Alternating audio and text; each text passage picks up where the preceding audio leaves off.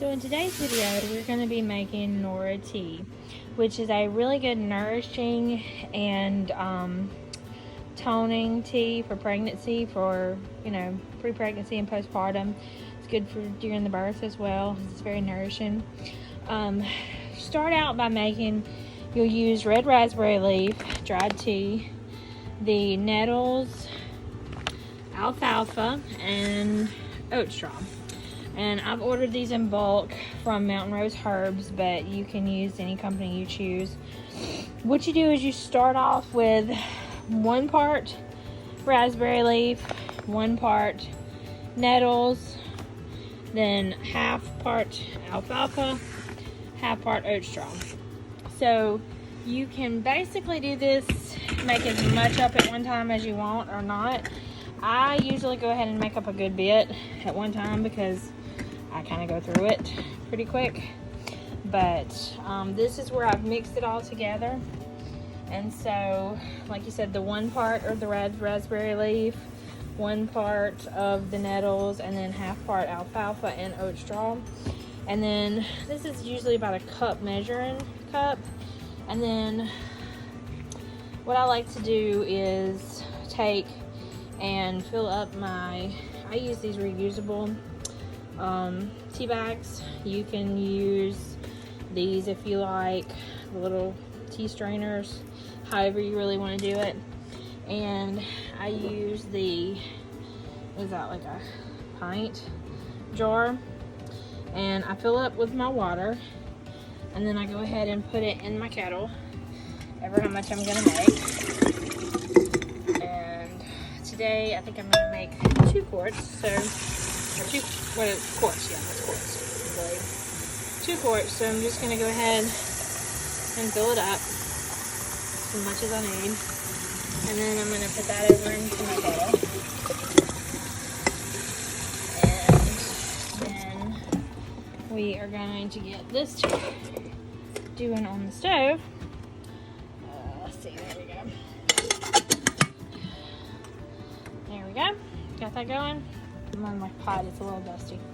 But anyway, so then you can come over here and sack up your stuff. So usually, hold on, I'm gonna do this with this. Usually I put about 2 cups in the bag. It's a little bit of a process getting it in there, but you can kind of do it like you do the herbal bath with the strainer, except I didn't really get one in here today, so just kind of doing it the best I can, which it might have been a better idea to actually use the strainer. But yeah, anyway, see, you kind of sack that up into there like that. And like I said, that's 1 cup, so you can kind of press that down in there. Usually I do about 2 cups. You just kind of, usually just I'll scoop them, just kind of scoop them and pack them down in there the best you can. Right there, kind of, tongue. And kind of clean it off real good, make sure that snaps, and get your excess off from around it. And there you go. And then just slide it over in there.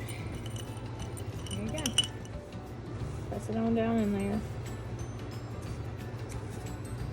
And finish it off. That's just what I like to put in mine. It's about 2 cups. It gives it a good taste. So there's that. And then I'm gonna twist it up. So there's that bag. Then I have this bag. And then I'm gonna take, and this is my quart jar that I filled up the water with a while ago. I'm gonna take and put 1 down in it, and then 1 down in my other jar. Then I have this littler jar, because these are littler. I just kind of filled those up in half and then just put them together. I put them in the littler jar because, it's not quite as much. So there's it. And usually when you get done, it's going to be this nice dark color. It's really nice. Tastes really good.